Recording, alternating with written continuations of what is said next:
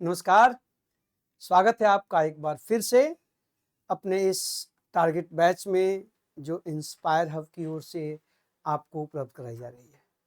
पिछला सेशन मैं आशा करता हूं कि आपने अच्छे से देखा होगा और स्पेलिंग रूल्स के उन नियमों को दोहरा लिया होगा, समझ लिया होगा और आप अब व्यग्र भी होंगे जानने के लिए कि सर अगर सिंगल सिलेबल वाले वर्ड्स को डबल करने के नियम ये हैं, तो अगर वहाँ पर डाई सिलेबल हो जाएं, 2 सिलेबल 3 सिलेबल वाले वर्ड्स आ जाएं, तो उनको हम कैसे स्पेलिंग उनका दुरुस्त करेंगे। तो डाई सिलेबल का मतलब, अब हम लोगों ने जैसे लास्ट सेशन में कट, हिट, पुट, सिट आदि को देखा था, उसमें एक बात और समझनी है। जब मैंने आपसे ये कहा कि लास्ट में सिंगल कॉन्सोनेंट और उसके पहले सिंगल वावेल होना चाहिए, तो आपके मन में एक प्रश्न आया होगा। प्रश्न ये आया होगा कि ये कुछ वर्ड्स हैं, जैसे एक वर्ड है QUIT, quit.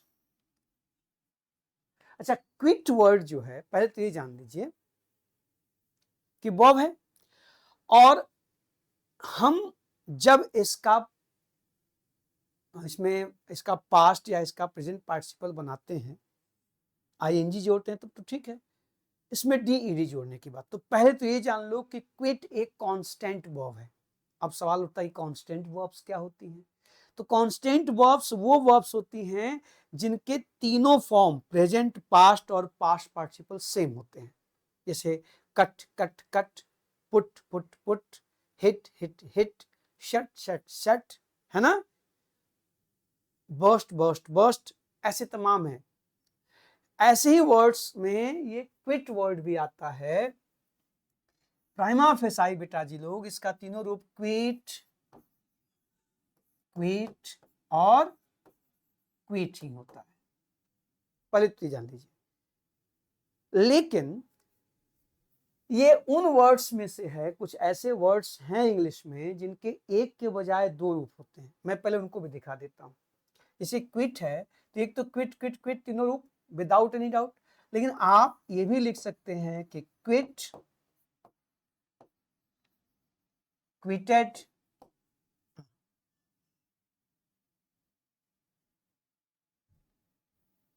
Quit, quoted, quoted, ठीक है। और जब आप इसमें ING जोड़ो तो क्या हो जाएगा, QUITTING। यहां भी क्विटिंग होगा और यहां भी QUITTING क्विटिंग होगा, ठीक है। अच्छा, अभी मैं उस मुद्दे पे आता हूं जिस मुद्दे के लिए मैंने इस वर्ड को उठाया है। लेकिन वो बात जो मैंने कहा, कुछ और भी वर्ड्स हैं जिनका दोनों रूप चलता है। जैसे एक वर्ड है वेड, आप समझ रहे हैं, वेड मतलब विवाह करना, तो वेड का रूप भी चलता है। तो इसका वेड, वेडिड, देखिए ये सिंगल सिलेबल का वर्ड है ना, ये पिछले नियम से लागू हो रहा है। जैसे देखिए यहाँ पे लास्ट में सिंगल कॉन्सोनेंट है, सिंगल वॉवेल है और मोनो सिलेबल है और ED जोड़ा, देखिए D डबल हो गया, वेड, वेडिड, वेडिड और वेडिंग, देखिए डबल हुआ। तो लेकिन इसका रूप वेड, वेड, वेड भी होता है, ध्यान रखिएगा। तो ये ऐसी क्रियाएं हैं जिनमें आप ED लगाकर इनका पास्ट बना भी सकते हैं और तीनों रूप वेड वेड वेड, क्विट क्विट क्विट, है ना, ये जो है। इसी तरह से एक और वर्ड है KNIT, निट, तो इसका तीनों रूप निट, निट और निट भी होता है ना। और आप इसका रूप निट, निटेड, निटेड भी कर सकते हैं। तो ये एक्सेप्शनल वर्ब्स हैं, ये ऐसी वर्ब्स हैं जिनका हम प्रेजेंट, पास्ट और पास्ट पार्टिसिपल सेम रखते हैं, निट निट निट, वेड वेड वेड, क्विट क्विट क्विट, लेकिन हम इनमें DED लगाकर इनका पास्ट भी बनाते हैं। पहले तो ध्यान रखिएगा, ठीक है।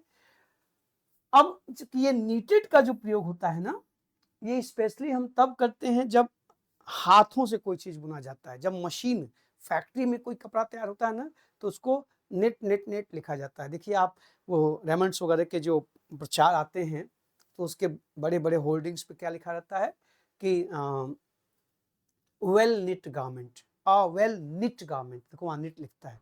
लेकिन अगर आपको कहना हो कि मेरी सॉक्स या मेरे मोजे या मेरे स्वेटर को मेरी अम्मा ने बुना है, तो आप कहोगे कि my socks are knitted by my mother. आ गई बात समझ में? क्रोशिया से जब हाथ से बुनेंगे ना, तो निट का रूप क्या चलेगा? Knit, knitted, knitted. और जब ये मशीन बुनती है ना, तो इसका रूप चलता है knit, knit, knit. Got it? लेकिन ये अचानक मैंने वर्ब फॉर्म आपको, चूंकि मैंने कहा कि कई ऐसे होते हैं जिनके दोनों रूप होते हैं, इसलिए मैंने लिस्ट लिख दी। लेकिन आपका फोकस अब कहां आना चाहिए? इस वर्ड पे। यहां पर क्विट का जब मैंने, ये यहां पे ये टी है, यहां पर जब मैंने क्विट का रूप बनाया है, क्विट, क्विटेड, क्विटेड, ये देखिए क्विट, क्विटेड, क्विटेड, तो बेटा जी लोग जरा ध्यान से देखें, यहां मैंने टी को डबल किया है, यहां मैंने टी को डबल किया है, यहां मैंने टी को डबल किया है। अब आप ये सवाल पूछ सकते हैं कि तिवारी जी, पिछले वीडियो में तो आपने ये बताया कि जब लास्ट में सिंगल कॉन्सोनेंट होगा, उसके पहले सिंगल वावेल होगा, तभी डबल होगा। और यहां पर तो यू भी है और आई भी है, यहां पर तो दो दो वावेल आए हैं। और दो वावेल के आने के बाद भी आप टी को डबल क्यों कर रहे हैं? क्या आपने जो वो रूल बताया स्पेलिंग करेक्शन का लास्ट सेशन में, वो रूल फेल हो गया? बिल्कुल फेल नहीं हुआ है, बिल्कुल फेल नहीं हुआ है।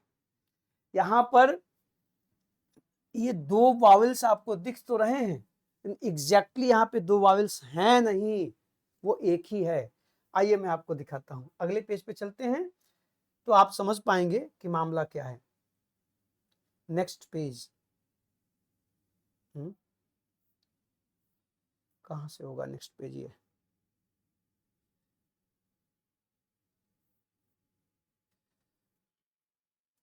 इसका ऑप्शन कहां गया?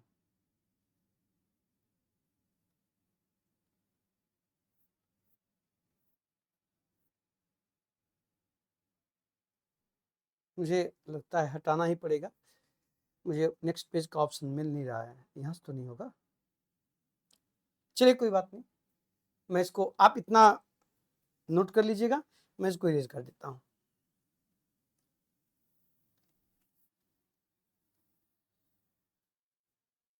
देखिए जरा, अब इसमें मामला क्या है बेटा? तो आप देखो, ये जो क्यू वर्ड है ना,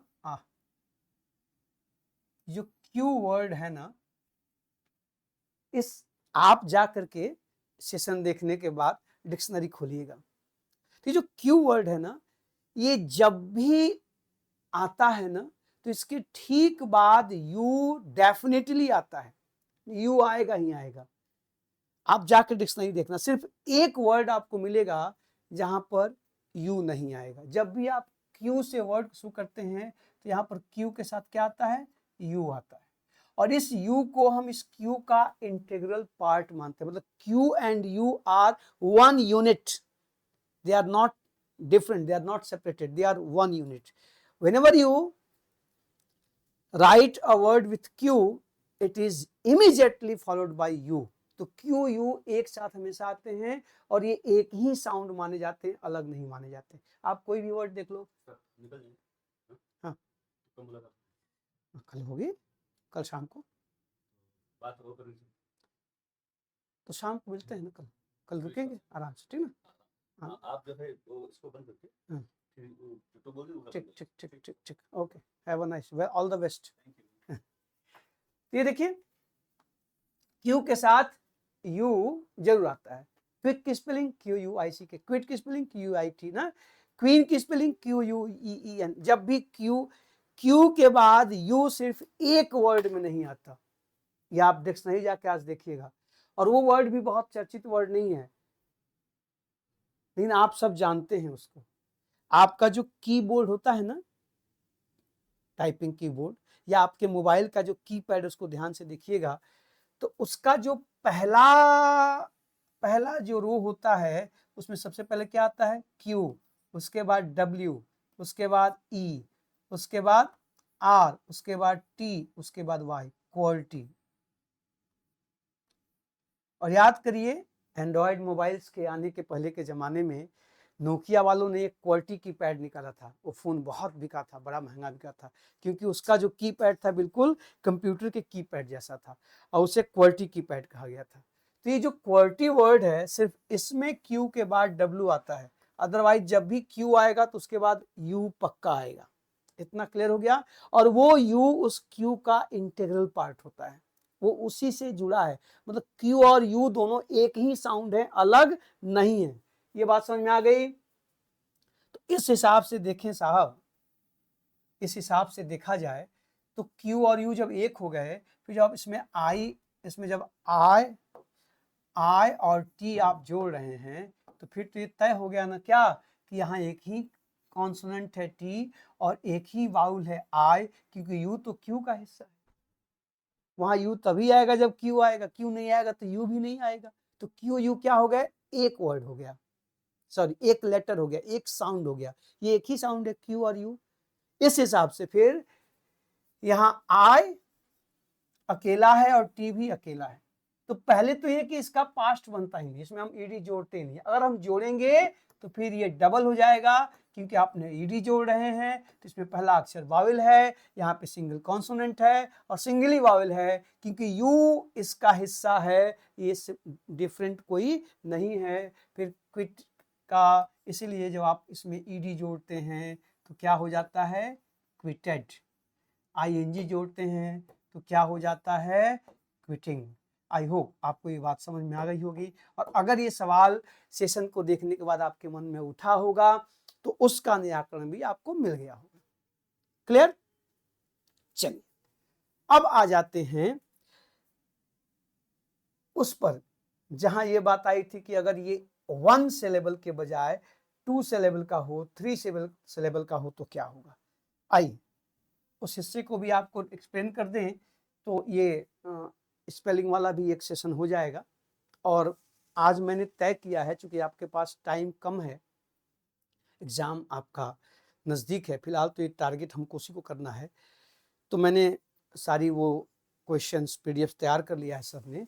इस सेशन के बाद कल से जो आपको सेशन में प्रोवाइड कराऊंगा, उसमें मैं क्वेश्चन के थ्रू आऊँगा। जैसे हम लोग लास्ट ईयर्स के क्वेश्चंस लेंगे, तो एक तरफ तो हम लोग क्वेश्चंस को सॉल्व भी करेंगे, और दूसरी तरफ उसी के साथ उनमें जो टॉपिक्स हैं, चूँकि 10 ग्रामर से कभी 10 क्वेश्चन, कभी 11 क्वेश्चन, कभी 12 क्वेश्चन आते हैं, तो उसमें प्रीपोजिशन के सवाल हैं, कंजंक्शन के सवाल हैं।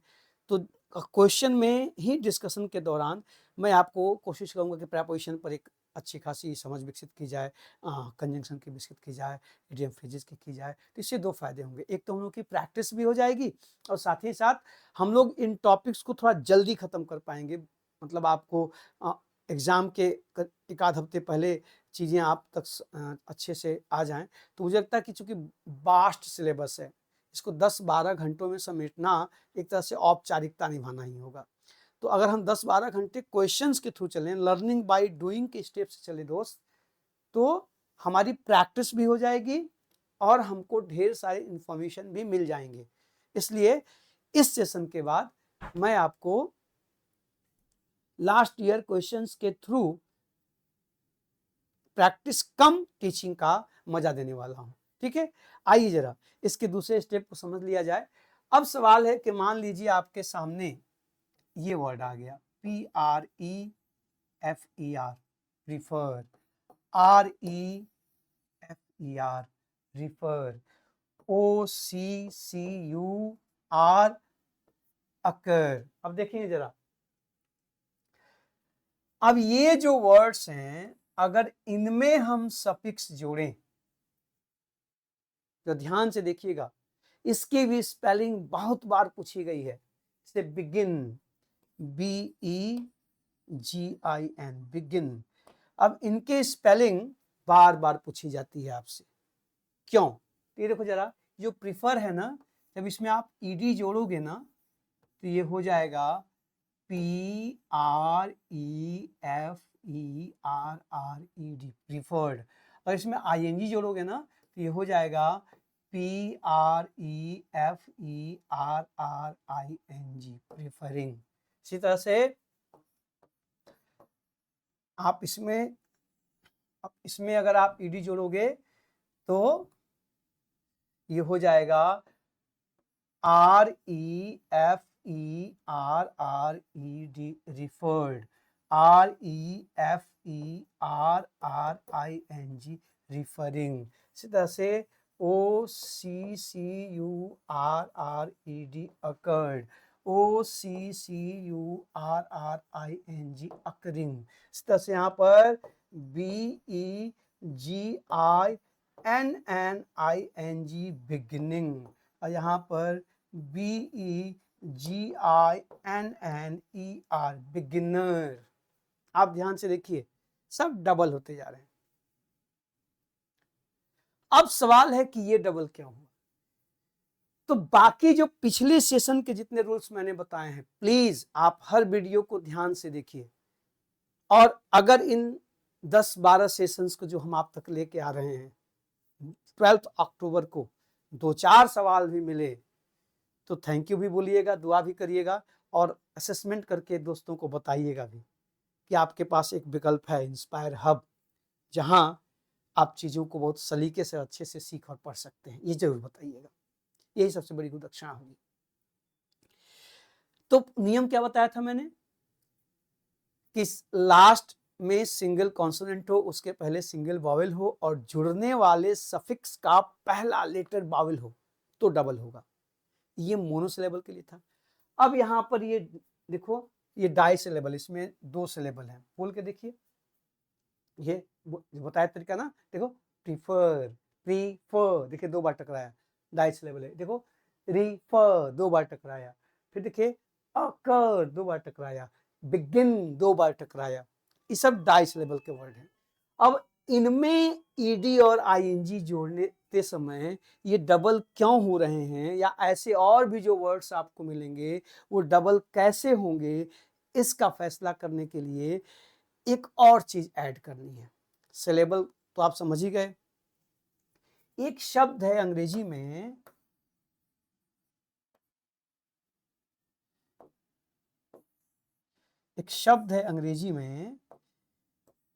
STRESS, stress. और इस स्ट्रेस को इस मार्क से दिखाते हैं, ऐसे ये चिन्ह से दिखाते हैं। ये जो चिन्ह है ना, इसको स्ट्रेस का चिन्ह कहते हैं। और अंग्रेजी भाषा स्ट्रेस की भाषा है। हम जब इंग्लिश में शब्दों को पढ़ते हैं तो उसमें जो अलग अलग सिलेबल, तो आप समझ गए कि जितने वावेल साउंड होते हैं उतने सिलेबल होते हैं। तो हम किसी सिलेबल पर जोर देते हैं, किसी सिलेबल को जल्दी बोलते हैं, छोड़ देते हैं,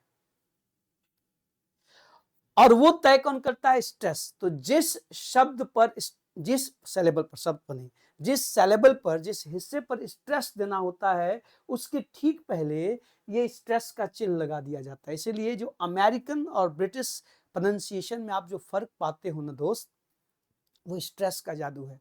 अब देखो, एक आप ब्रिटिश में तो क्या कहेगा? गो। एक ब्रिटिश कहता है गो, जी छोटा सा वर्ड है गो, और अमेरिकन गो गो गो।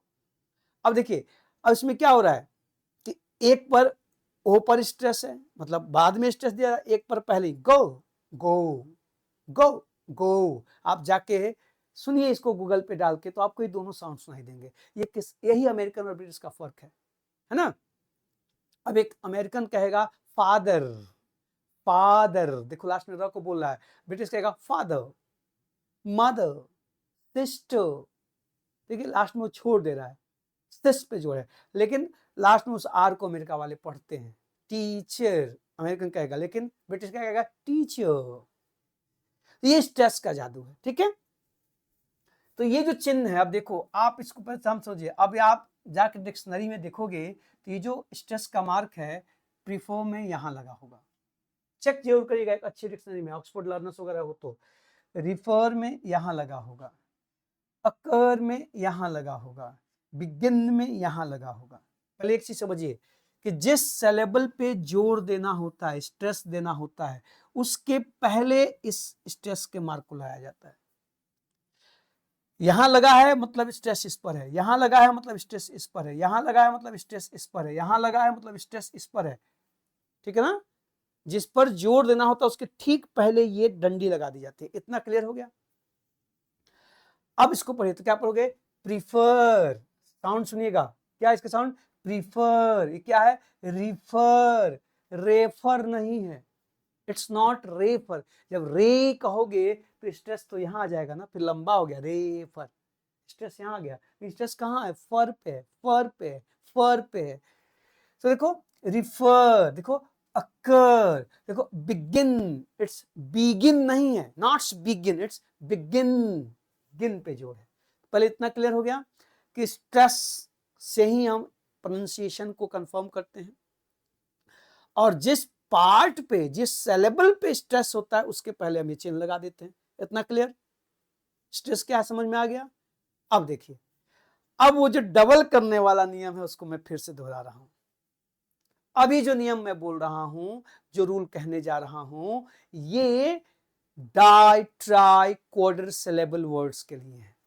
सो ध्यान से सुनिएगा, नियम है कि जब डाई सिलेबल वर्ड हो, ट्राई सिलेबल वर्ड हो, मतलब एक से अधिक सिलेबल हो, और उसका जो लास्ट सिलेबल है, लास्ट सिलेबल, अब जब मैं लास्ट सिलेबल कह रहा हूं तो आपको ध्यान रखना है कि अगर डाई सिलेबल का वर्ड होगा तो लास्ट दूसरा होगा, ट्राई सिलेबल होगा तो लास्ट तीसरा होगा, क्वार्टर सिलेबल होगा तो लास्ट चौथा होगा। So this term last syllable means different ना, ये एक ही नहीं है। अगर लिखा है कि अंतिम सिलेबल पर, तो अंतिम सिलेबल अगर दो ही सिलेबल का है दूसरे वाले को अंतिम कहेंगे, क्लियर? अगर तीन होगा तो तीसरे वाले को कहेंगे, चार होगा तो चौथे वाले को कहेंगे। क्लियर हो गया ना? तो यहाँ चूंकि देखिए डाई सिलेबल के वर्ड है तो इसका अंतिम सिलेबल कौन है? फर। ये अंतिम सिलेबल है, ठीक है? तो इस अंतिम सिलेबल में अंतिम लेटर क्या हो? सिंगल कॉन्सोनेंट हो, उसके पहले सिंगल वॉवेल हो, जुड़ने वाले का पहला अक्षर वॉवेल हो, ठीक, और स्ट्रेस अंतिम सिलेबल पर हो। ये इंपॉर्टेंट है, स्ट्रेस अंतिम सिलेबल पे हो। अगर पहले वाले सिलेबल पे होगा तो डबल नहीं होगा। अब देखिए, आप कहते हो कि कैसे भी अंग्रेजी पढ़ लो, अगर शुद्ध पढ़ोगे नहीं तो शुद्ध लिखोगे नहीं। एक नई बात जुड़ गई, लास्ट में अंतिम कॉन्सोनेंट हो, उसके पहले सिंगल कॉन्सोनेंट हो, उसके पहले सिंगल वॉवेल हो, जुड़ने वाले का पहला अक्षर वॉवेल हो। इतना तो आप रट गए हैं। एक और बात जुड़ गई कि जो स्ट्रेस हो वो लास्ट वाले पर हो, पहले वाले पे ना हो, तो डबल होगा। अगर पहले वाले पे होगा तो डबल नहीं होगा। अभी मैं उसका उदाहरण भी आपको दिखाता हूं। ये देखो, तो इसको क्या पढ़ेंगे? प्रीफर, स्ट्रेस इस पर है, लास्ट में सिंगल कॉन्सोनेंट है, उसके पहले सिंगल वॉवेल है, जुड़ने वाले का पहला अक्षर वॉवेल है, इसलिए यहां पे आर डबल हो गया, आर डबल हो गया। ठीक है? आनंद आ रहा है? फिर देखिए, इसको क्या पढ़ेंगे?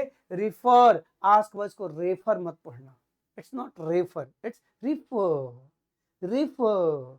तो देखिए, स्ट्रेस किस पे है? फर पे है, लास्ट में सिंगल कॉन्सोनेंट, उसके पहले सिंगल वॉवेल, जुड़ने वाले का पहला अक्षर वॉवेल, और स्ट्रेस किस पे है? फर पे, इसीलिए आर डबल हो गया, यहां भी डबल हो गया। Is that clear? सेम बात यहां भी है। स्ट्रेस कहां है? इस पर है, अंतिम में सिंगल कॉन्सोनेंट है, उसके पहले सिंगल वॉवेल है, ईडी जुड़ा है तो ई वॉवेल है, आईएनजी जुड़ा है आई वॉवेल है, इसलिए आर डबल हो गया। इसलिए आज के बाद अकरिंग की स्पेलिंग, अकर्ड की स्पेलिंग, रिफर्ड की स्पेलिंग, रिफरिंग, रेफरिंग नहीं, रिफरिंग, रिफर्ड, प्रीफर्ड, प्रीफरिंग। फिर बिगिन में भी देखो, लास्ट सिलेबल पर स्ट्रेस है, लास्ट में सिंगल कॉन्सोनेंट है, उसके पहले सिंगल वॉवेल है, और जुड़ने वाले का पहला अक्षर वॉवेल है, इसलिए बिगिन। क्या पढ़ेंगे इसको? बिगिन नहीं है, बिगिन नहीं है, बिगिन, बिगिनिंग, बिगिनर, गिन पे जोड़ है, इसलिए देखो यहाँ पे एन डबल हो गया, यहाँ भी एन डबल हो गया। आई होप कि ये बात आपको अच्छे से अब समझ में आ गई होगी, और भी तमाम वर्ड्स को ध्यान से देखिएगा। अच्छा, अगर ये स्ट्रेस पहले वाले पे ट्रांसफर हो जाए ना, या पहले से हो, दो चीजें, या तो पहले से स्ट्रेस पहले से लेवल पे ही हो, या एडिशन के दौरान ये स्ट्रेस शिफ्ट हो जाए पहले पर। ध्यान से सुनिएगा, या तो पहले से स्ट्रेस हो पहले वाले पर ही बोलते समय ही, या जब आप वहां पर सफिक्स को ऐड कर रहे हैं तो स्ट्रेस ट्रांसफर हो जाए, जहां है वहीं न रहे, तो फिर डबल नहीं होगा।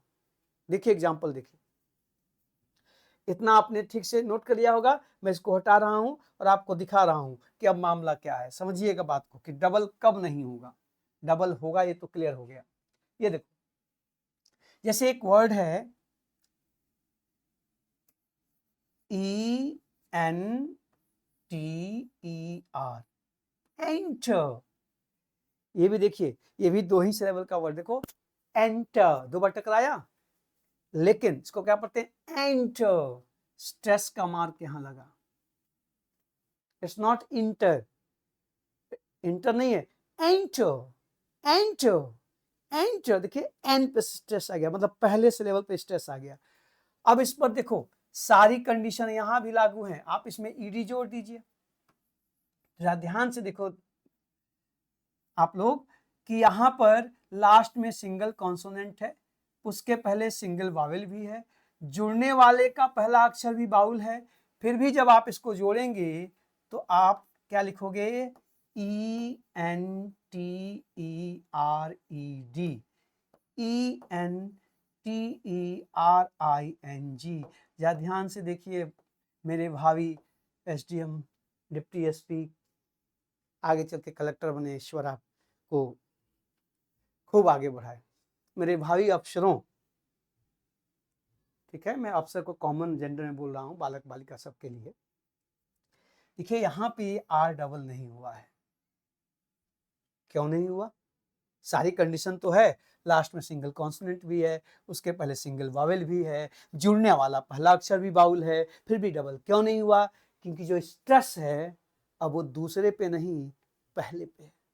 इट्स नॉट इंटर, इंटर नहीं है, enter, enter, the stress is here, that's why the last consonant is not going to be doubled. ठीक है, देखो BUDGET, स्ट्रेस यहां है, बजट, क्या पढ़ते इसको, बजट नहीं पढ़ते, it's not budget, it's budget. हर शिकार, बजट नहीं है, इट्स बजट।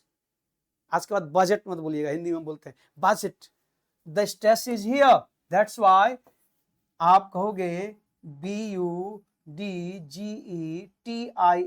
बजटिंग या बजटेड। ये वर्ब भी है, ये नाउन भी है, ध्यान रखिएगा। अब ये टी डबल नहीं होगा, नहीं होगा, क्योंकि स्ट्रेस कहां है, यहां है, यहां पर नहीं है। तो जब स्ट्रेस पहले सिलेबल पे होगा तो डबल नहीं होगा, जब दूसरे सिलेबल पे होगा तो डबल होगा। इसका ध्यान रखना है। तो स्ट्रेस का भी ध्यान रखेंगे तभी बात बनेगी, नहीं तो गड़बड़ झाला हो जाएगा। ठीक है,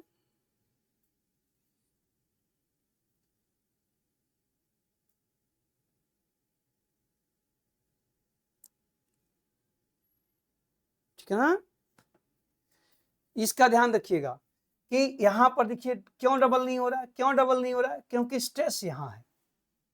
तो एक ये ध्यान रखना है।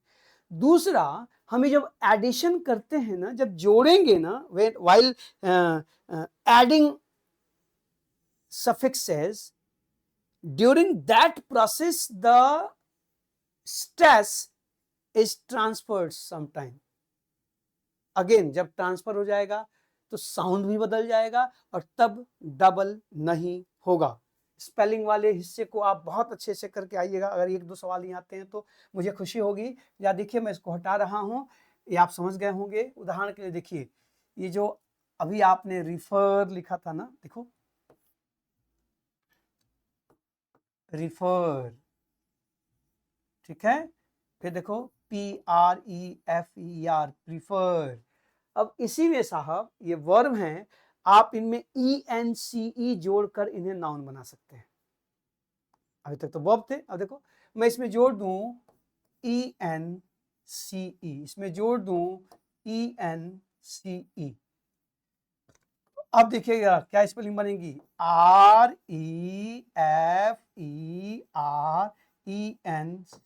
सॉरी,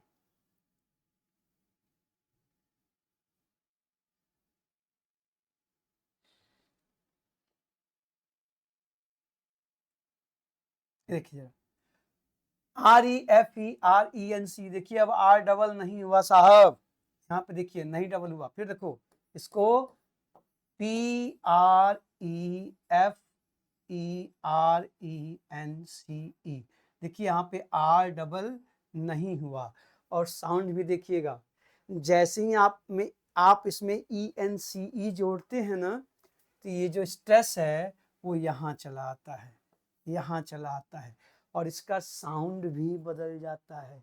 अब इसको कहेंगे रेफरेंस, क्या कहेंगे, रेफरेंस। इसको प्रेफरेंस, प्रेफरेंस, रेफरेंस। देखिए प्रे हो गया, रे, प्रे, साउंड लंबा हो गया, स्ट्रेस यहां आ गया, इसीलिए R डबल नहीं हुआ।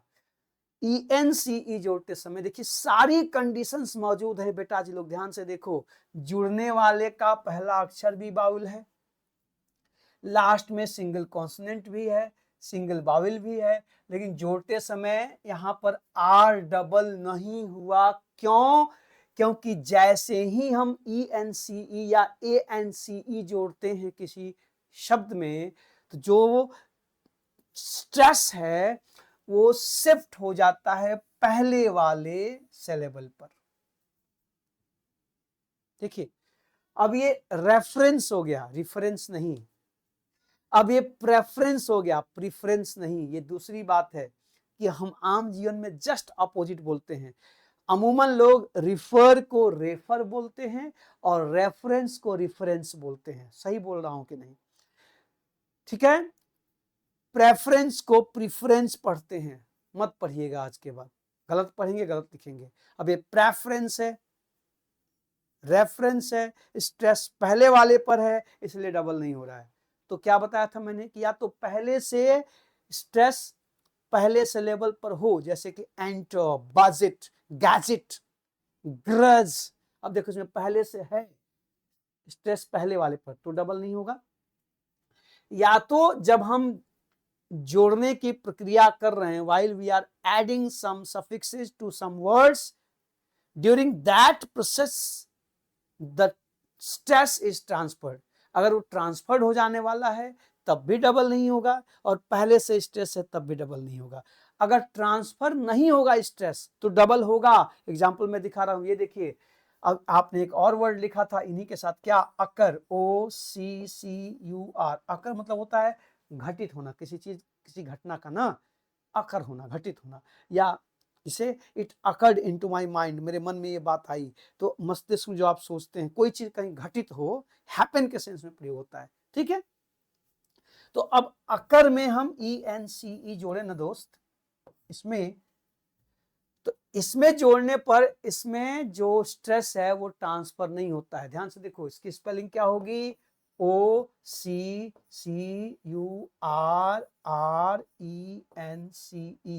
अकरेंस, अकरेंस, अकरेंस नहीं है, अकर, अकरेंस, ठीक है। यहां पर स्ट्रेस अभी भी यही मौजूद है, ये शिफ्ट नहीं हुआ, इसलिए R डबल हो गया। लेकिन यहां पर जैसे ही इसको आपने जोड़ा, ये स्ट्रेस शिफ्ट होके यहां आ गया, इसलिए R डबल नहीं हुआ, और साउंड भी बदल गया क्योंकि स्ट्रेस बदल गया है। प्रीफर प्रेफरेंस हो गया, रिफर रेफरेंस हो गया, लेकिन अकर अकरेंस ही रहा। ध्यान से सुनियो, अकर, अकरेंस, यहाँ पे स्ट्रेस नहीं बदल रहा इसलिए डबल होगा, और यहाँ पे बदल जा रहा है इसलिए डबल नहीं होगा। तो मैं आशा करता हूं कि आप और भी वर्ड्स की प्रैक्टिस अब करेंगे और ये स्ट्रेस का मामला भी दिमाग में रखेंगे। फिर से मैं एक बार रूल को दोहरा के तब आपसे विदा लूंगा, और जैसा मैंने कहा कि कल से हम लोग थोड़ा सेशन को और हेस्ट करने की कोशिश करेंगे। मैं क्वेश्चंस और थ्योरी दोनों को साथ लेके चलूंगा ताकि 12 अक्टूबर तक आप इंग्लिश वाले पोर्शन में बेहतर करके आएँ। मैं चाहता हूं कि वहाँ जो भी 15-20 क्वेश्चंस हो आप मैक्सिमम करके आएँ और आपको लगे कि ये तिवारी सर ने इंस्पायर हब पर हमें पढ़ाया था तो मुझे बहुत खुशी होगी, वो सबसे अच्छी गुरुदक्षिणा होगी। तो मैं रूल को रिपीट करता हूं आपसे विदा लेने से पहले। रूल ये है कि जब एक से अधिक सिलेबल का वर्ड होगा तो हमें स्ट्रेस का भी ध्यान रखना है। अगर एक से अधिक सिलेबल का वर्ड है और स्ट्रेस उसके अंतिम सिलेबल पर है और अंतिम सिलेबल में सिंगल कॉन्सोनेंट है, उसके पहले सिंगल वॉवेल है और जुड़ने वाले का पहला लेटर भी वॉवेल है, तो जोड़ते समय डबल कर देंगे। एग्जाम्पल आपके सामने है, पूरे वीडियो में आप देखें। हाँ, अगर स्ट्रेस पहले वाले पर है बाद वाले पर नहीं है तो डबल नहीं होगा, और अगर जोड़ते समय भी स्ट्रेस शिफ्ट हो जाता है जैसे कि यहाँ हुआ है तब भी डबल नहीं होगा। मैंने हालांकि और भी बहुत सी चीजें आप समझ रहे हैं, थोड़ी सी मजबूरी है क्योंकि आपका एग्जाम बिल्कुल पास में है, एक टारगेट बैच बनाया गया है, तो यहाँ पर पर्पज ये है कि सभी टॉपिक्स पर थोड़ा बहुत टच कर दिया जाए, आपके मन में एक कॉन्सेप्ट, एक अप्रोच डाल दिया जाए ग्रामर को लेकर के, ताकि आप मैक्सिमम क्वेश्चंस कर पाए, ये उद्देश्य है। वरना आप समझ रहे हैं कि तफसील से और एक सिरे से पढ़ने के लिए वक्त चाहिए। थोड़ा सा हम लोग जब लेट जगे हैं, कोई बात नहीं, जब जागो तभी सवेरा। आप इन सारे सेशंस को अच्छे से देखिए, और टिप्पणी आप लोग बहुत कम करते हैं, ये शिकायत है मेरी। आप अपनी राय, अपनी टिप्पणी वहाँ पर दें। चीज़ें जो जा रही हैं वो आप कैसा महसूस कर रहे हैं, हम भेजे जा रहे हैं तो क्या आपके लिए फ्रूटफुल है कि नहीं, उपयोगी है कि नहीं, ये जानने के बाद ना अप्रिसिएशन से, फीडबैक से आदमी का हौसला बढ़ता है ना। तो सेशन को पूरा देखिएगा, और अगर इन प्रश्नों से एक आध प्रश्न भी वहाँ मिलें तो ये मेरा सौभाग्य है, it would be my pleasure, मैं अपने को ब्लेस्ड समझूंगा। तो पढ़ते रहिए, कल से आपको लगातार वीडियो जब जो है प्रैक्टिस कम डिस्कशन के फॉर्म में मिलेगा, और तैयार करते रहिए, बढ़ते रहिए, सपने से होते रहिए, और अच्छे से एग्जाम को देने की प्लानिंग करते रहिए। खूब खुश रहिए, मस्त रहिए। Thank you.